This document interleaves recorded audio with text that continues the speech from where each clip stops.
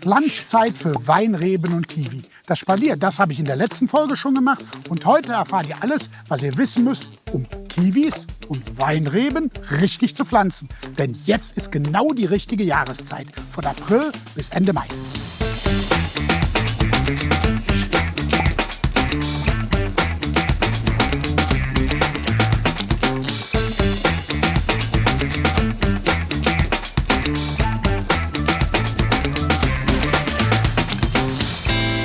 Immer stellt sich natürlich zuerst die Frage nach dem richtigen Standort für Wein und Kiwis. Das sind beides Sonnenanbeter und sie sind beide auch nicht so ganz frostunempfindlich. Das bedeutet idealerweise eine Südseite oder eine Südwestseite. Norden geht schon mal gar nicht, Osten ist problematisch für Frost. Und dann ist natürlich auch noch ein guter Schutz wichtig, also dass der Wind nicht so durchgeht. Hier ist eine Glaswand, eine Gewächshauswand, die wärmt sich schön auf, die strahlt Wärme ab und das ist natürlich ideal für die Kiwis, die besonders spätfrostgefährdet sind. Kommen ja eigentlich auch aus Neuseeland. So, der Boden sollte tiefgründig sein, wir haben hier einen super Gartenboden und ganz speziell leicht sauer. Deshalb arbeite ich noch ein bisschen Rhododendron-Erde mit ein.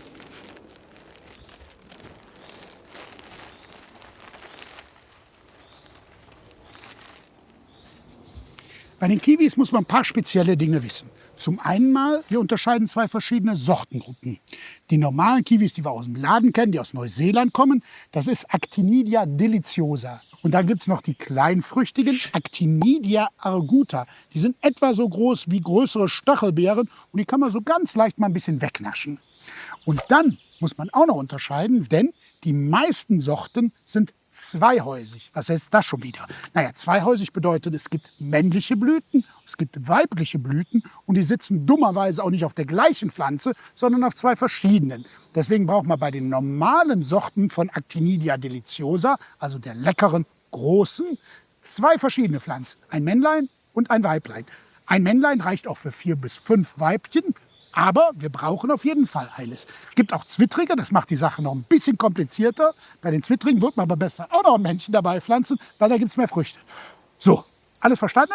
Prima, jetzt geht's ans Pflanzen.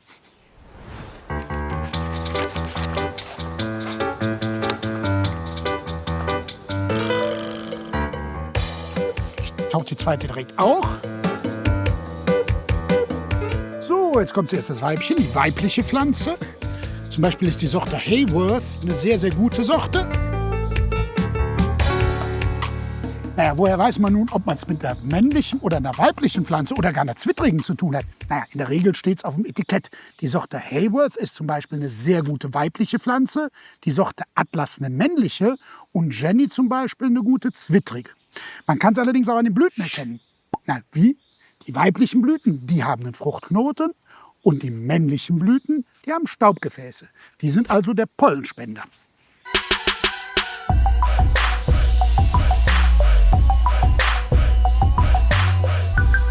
So eine Kiwipflanze, die kann bis zu 4 Meter hoch ranken, sind wir genau richtig mit unseren langen Stangen hier. Und der Pflanzabstand sollte bei den weiblichen Pflanzen etwa 3 bis 4 Meter betragen. So eine männliche, die kann man mitten dazwischen pflanzen. Gut, ein bisschen tiefer müssen wir noch.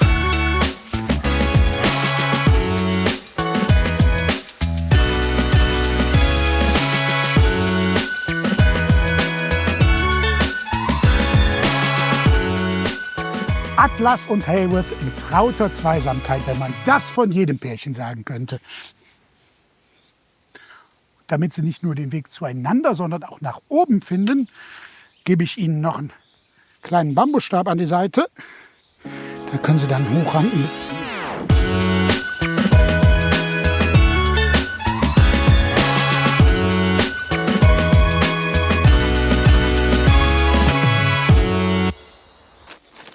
Die Kiwis mögen ja, wie vorhin schon mal gesagt, einen feuchten, humosen Boden. Deswegen ist es ganz gut, direkt nach dem Pflanzen eine dicke Mulchschicht unten aufzubringen.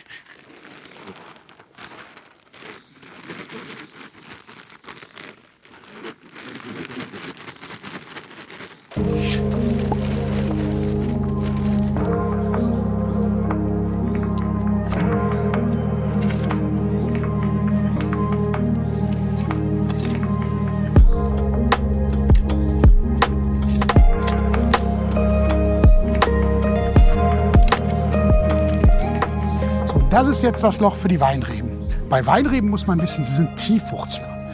Man muss sich vorstellen, in diesen Lagen an der Mosel, in den steinigen Lagen, machen sie bis zu 10, 15 Meter tiefe Wurzeln. Das bedeutet auch gut lockern den Boden.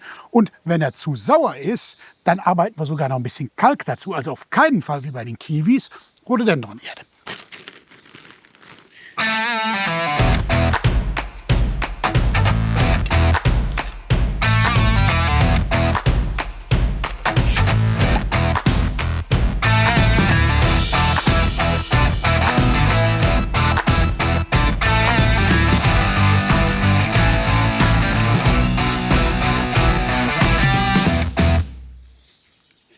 So, mit Männlein und Weiblein, das ist bei der Weinrebe nicht so schwierig. Das sind zwittrige Pflanzen, aber dafür haben sie eine Veredelungsstelle, weil sie sind auf reblausresistente Unterlagen veredelt, auf amerikanische Unterlagen.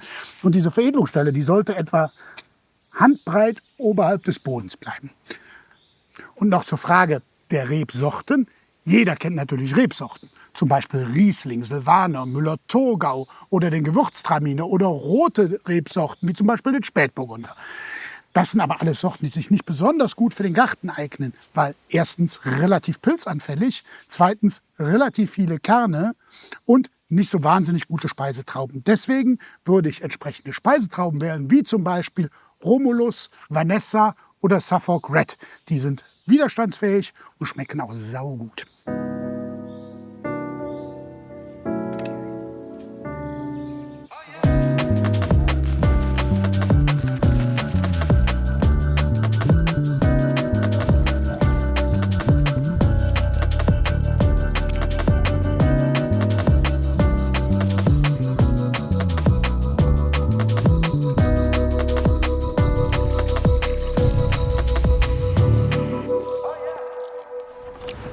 Ein bisschen Geduld braucht es natürlich schon noch mit meinem neuen Weinreben- und Kiwispalier. Aber ich denke, so in 3 Jahren gibt es vielleicht die erste Ernte und in 4 Jahren wird das hier eine dichte Laubwand sein. Alles, was ihr noch zum Schnitt wissen müsst, das gibt es in einem meiner nächsten Videos. Das ist nämlich noch ziemlich wichtig. Wenn euch meine Tipps gefallen haben, dann gebt mir ein Like oder besser noch, abonniert gleich meinen Kanal.